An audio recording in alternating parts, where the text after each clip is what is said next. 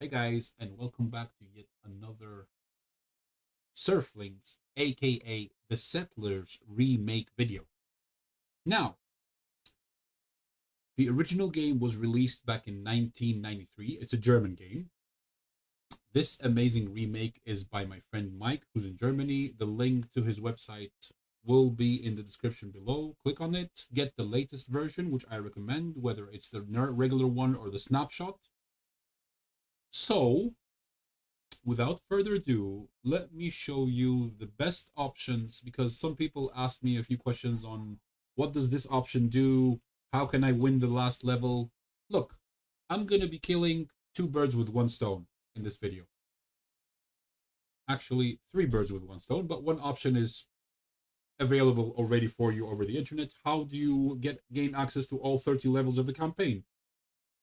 Well, very simple. Once you've chosen campaign over here, you're going to click on over here in this box and you're going to type in passive, Passive. And once you hit enter, it will take you directly to the last level with the candle guy. And then you have access to all 30 levels of the campaign. There you go.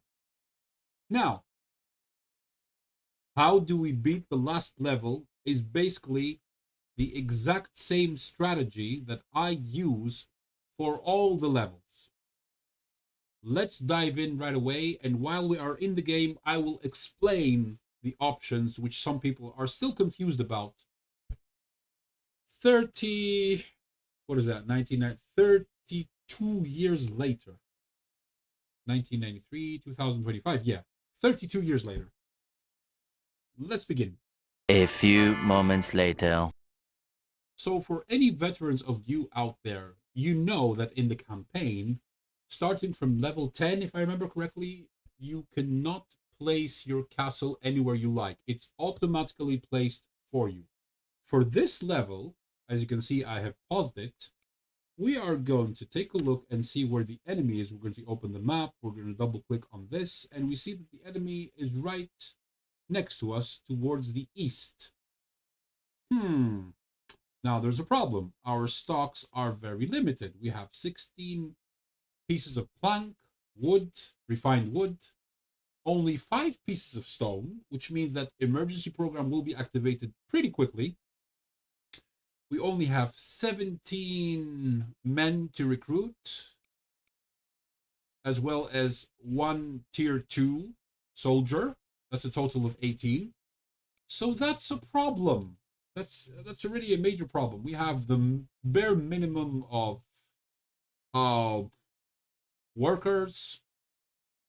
So the first thing that you do is you expand southeast. Let me show you. First guard hut, you will place right over here, exactly in this location. While the game is paused, I recommend that you open the menu and you change the following settings. Minimize the food distributed to the mines in all 4 of them. Don't put it at 0. Put it next to 0. Temporarily put um maximum pieces of iron, refined iron, aka steel, excuse me, going to the weaponsmith, excuse me, the toolsmith. Order 0 shovels. You don't need any shovels. Maximum number of not lumberjacks. You do need a few hammers for the beginning, a couple of sawmills, same number of wheat farmers. You do not need too many miners, so you could put this somewhere around the middle. You don't need any butchers, you don't need any fishermen, but you are going to need, I believe, one set of tweezers for the metalsmith, unless you already have one. I believe you do. Okay, you already have one, so you don't need that. You're going to go back here and you're going to minimize that also.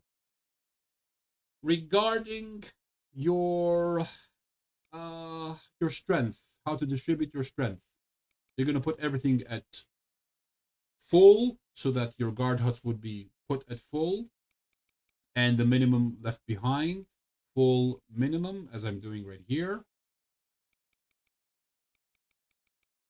There you go. And then you're going to click over here. And finally, I'm going to explain one of the questions sent to me. Now, this option over here where it's you see the guy with the white flag and the other guy who's the powerful guy, this tells you whether to send the weaker knights or the stronger knights. This number here is the number of defenders of the castle, so put that at minimum. Over here we put to send the strong knights. This is the number of recruits that we could recruit. These are the recruits that we could these numbers 1, 5, 20 to 100 are the recruits that we could undefined number of settlers that we could recruit into the army right away. For now, leave it. This number is our chance of success when we are attacking. As you can see, it is very low in the beginning. The number below that, as explained to be by Mike after 30 plus years, is the number of gold which is available in the city. Now, be careful. Gold which is being transported around the roads does not count. When you are defending, this number is always 100. It never goes up or down. When you destroy an enemy castle, you gain a permanent plus 25% to your attack. Having said that, and having finished with the menus, let's skip forwards. That would show you where I will put the first, the second, and the third hut and why.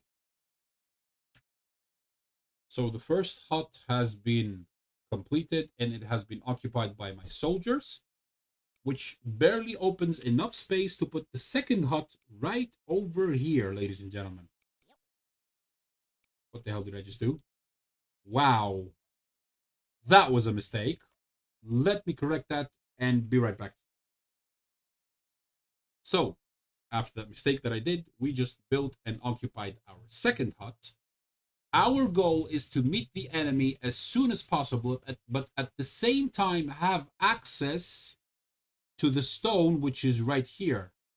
So we're going to place the third hut right over here, ladies and gentlemen. Actually, right over here. No, here. Great. Let's fast forward. The emergency program has been activated, which means that the only wood and stone will be distributed to sawmill, lumberjack, and quarry, because these are the three main buildings which open up everything else. This is a special type of security program which the developers have put inside the game in order to prevent you from messing up in the beginning. But we do have access. This will be built and it will be occupied. And we are going to place our first sawmill, lumberjack, quarry, and of course, later on, the ranger in this area. This will open up everything else. However, we need to meet the enemy ASAP. Let's fast forward. So the third guard hut got occupied, and as you can see, the enemy is quite close. First of all, let's close this. This is probably a guard hut, but if it isn't, when the enemy occupies this, he's going to be on the border, and I will be able to attack. So previously, I forgot to mention this, I sent all my guards back for training. Now what I'm going to do, I'm going to put everything at full again, full minimum.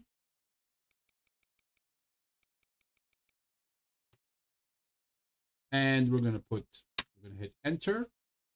And we are going to begin by placing our first sawmill over here.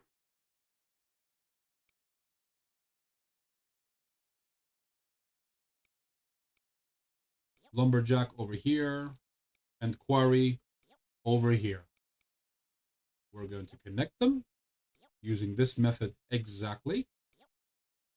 And we're good to go. And as soon as the enemy approaches our border, we are going to attack him and we're going to surround his castle. Let's skip forward. I just received the message, I accidentally closed it, telling me, because of this enemy building, you have lost some land. Now, this is great news because the flags are deep black, which means they're on the border, which means that I could send troops. And over here, I have a tier 3 guy. Great. That is very good. So, we are going to begin attacking right away by first sending one guy.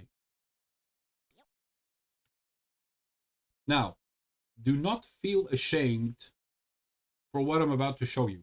This is a single player game. You're playing against the computer. You want to win. You want to have fun.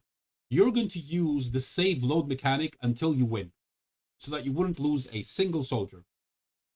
Let's fast forward until the moment that I kill all 3 guys in the hut. Now remember, the reason why we only send 1 soldier is because if we send many of them together, reinforcements might arrive and they might kill the reinforcements. But when you have 1 soldier right in front of the guard hut challenging those inside the guard hut, only the ones inside the hut can fight him. No one else can intercept. If you know the game mechanics, you know about this. And if you know the battle sequences, which I have shown in a previous video, it will help you. I recommend that you go watch that video and then come back and watch this. So what we're going to do now, we're going to save load. And once the last guy is dead, the 3rd guy in that guard hut, we will resume from there. Okay, so now I paused it right at the beginning of the battle sequence because I know my guy is going to win. He's already killed 2. Took a couple of tries for each.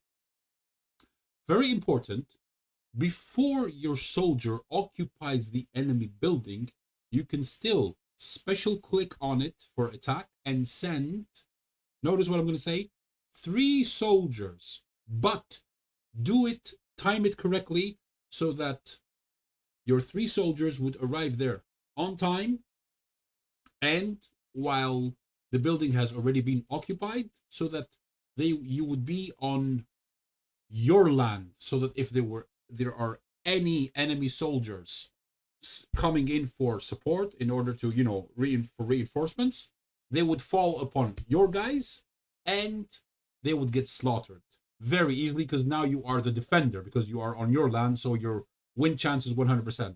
And number 2, to press on the attack. And why do you send 3 when the maximum is 3 and you're already attacking with 1? It's very simple.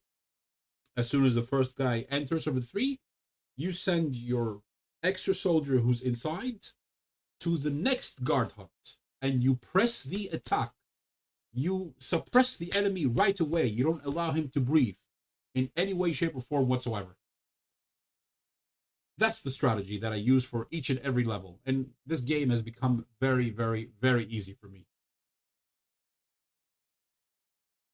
Okay, watch. Special click. There you go. He's dead.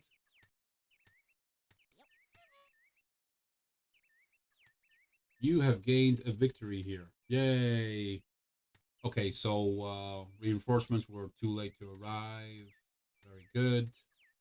We're going to make this faster. The enemy's already making weapons. I see that a tier 3 is arriving, which is very good.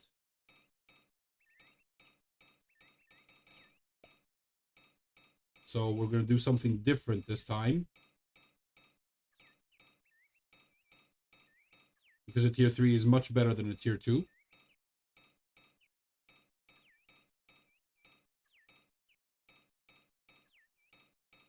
We're going to send 1 soldier to attack right over here.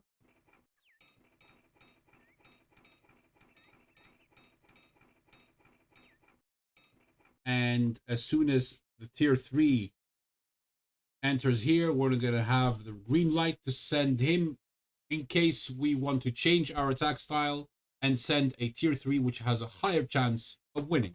That's an option. If you want to save load much less. And very important, remember, when you have just occupied an enemy guard hut, never connect it to your network before the reinforcements enter the guard hut.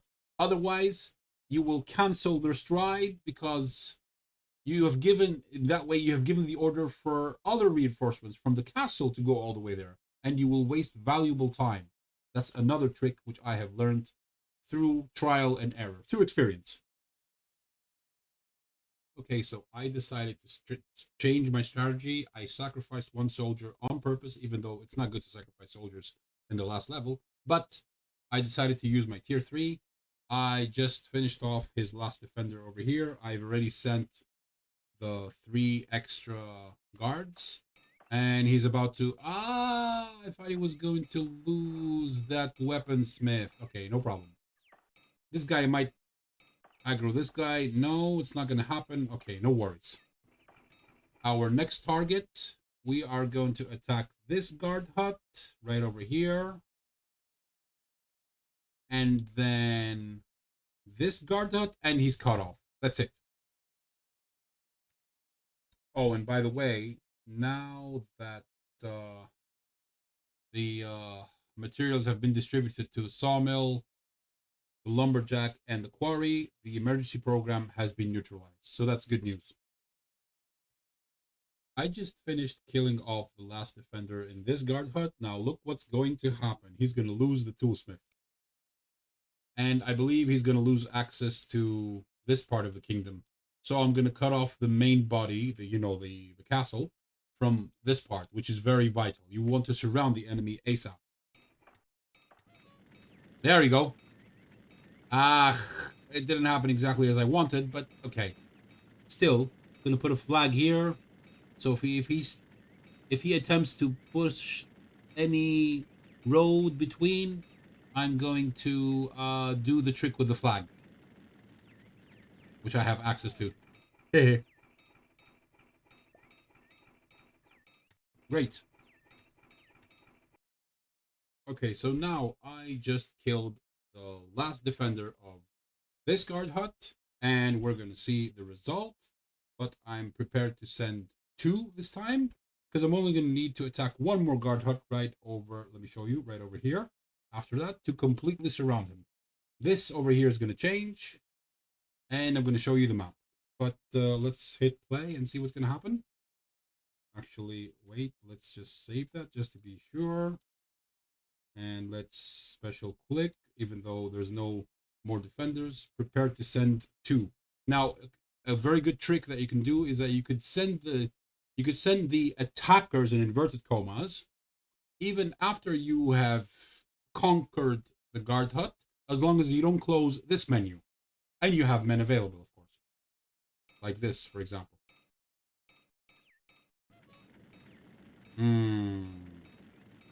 His weaponsmith is still working. Okay, great. I'm gonna wait for his guards to move away.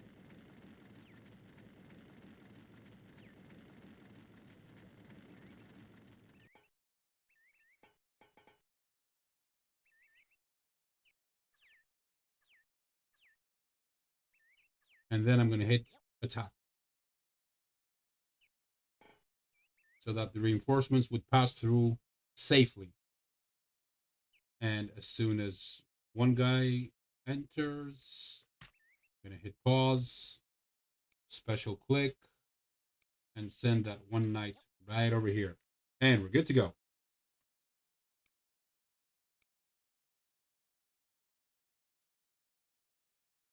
Okay, so with this victory, we have achieved land ownership 63%. Our military is still at 31. We're not really bothered by that. The thing is that, let me show you the map.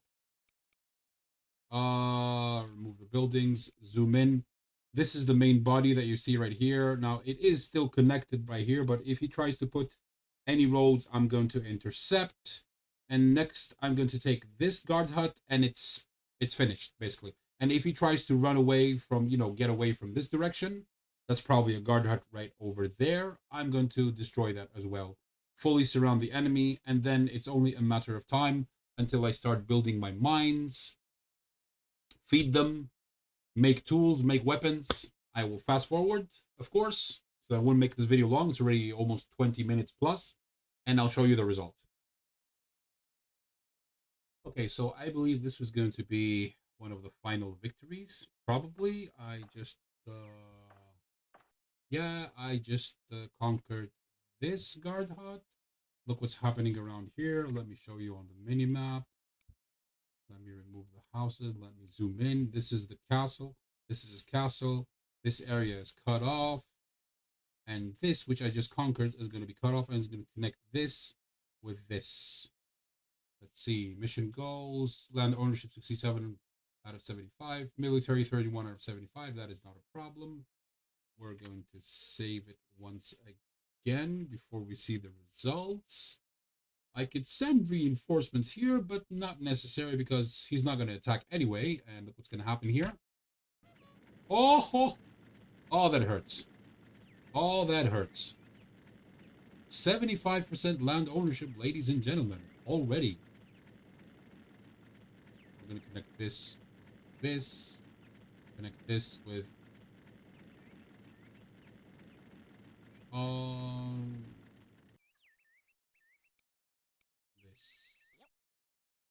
And now we could start building. I've already ordered a couple of buildings over here. Now the enemy's surrounded. This is his castle. There's one guard hut here, which has a couple of workers and whatever.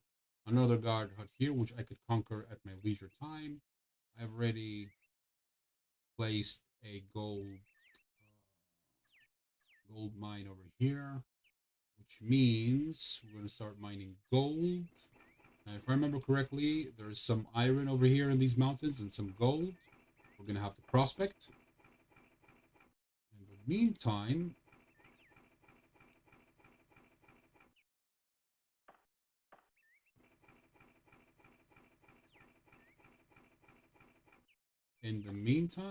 well, we are going to expand our kingdom. We're going to set up all the buildings. We're going to create tools. Then we're going to prospect the mountains. We're going to build some mines, and then we're going to create tools. And after the tools, we're going to create the weaponsmith, and you'll see what's going to happen later on. Okay, so now, as you can see, I have set up my weaponsmith, toolsmith, iron refinery, or whatever you call that, gold refinery. Over here, I have my farms, 3 in a row, windmill, a kitchen very close to the mountains. That's the logical order. I found gold, iron, coal, which is the 3 basics that you need. And I'm already at 86% land ownership, military 50. It's only a matter of time until I win. I also was lucky enough to, let me show you, connect with the enemy over here and steal some of his workers. I can do that again. Let me show you. Any workers needed or any items will be distributed to me. If I see that any of my items are distributed to the enemy, I simply cut off the road. And it's only a matter of time before both these go to 75. Well, this is already at 86. I need to up my military by 25%. How are we going to do that? Oh, well, we're making weapons and we're building up an army because I have more than 1,000 undistributed personnel. I haven't made any warehouses, which is not a very good idea. I have at least 30 swords and 35 shields, which means I can recruit 30 more men. Let's do that right now. There you go. Military 52. speed this up. It's gonna go up any second now. There you go, 53. New messages. Okay, always check to see if it's indeed 0%. When it's 0%, then and only then do you destroy a mine. This is a stolen miner from the red guy. He's gonna go to the nearest red area, whatever. And it's only a matter of time before I win. That's it. You can consider the level already finished. You speed it up times 64, and at some point you win. Because, well, the enemy has been, where is he? Disabled. That's it. And voila. A couple of minutes later, 75%, as you can see, and I have won. Now, normally it's going to show me the ending scene. I'm going to skip that for the purpose of the video. I would recommend that you save your game just as soon as it goes 74% if you want to watch this again and again. Okay, here we go. So let me show you what my kingdom looks like. No, I don't want to quit this game. Let's see. As you can see, I haven't conquered the entire map. Only parts of it. I've just surrounded the enemy over here. Over here, I've surrounded the enemy. I've cut off. Let's remove the map.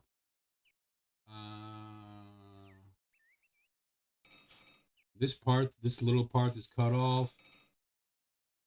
This little part is cut off. As you can see, I have my refinery over here for steel bars. My weaponsmith, my toolsmith, my gold refiner, my farms. Just a few mines and miners. You don't need to have many miners. If you surrounded the enemy, you have all the time in the world to get this. And there you go. That's how you do it. And for each and every level. Sorry, this video took more than 25 minutes. Right now it's 27 point something. I hope you enjoyed it. I hope you learned how to do it. And if you have any questions, feel free to ask below. Catch you on the next one. Bye-bye. How could I name this? Old timers like me who love the settlers. Bye-bye, settlers.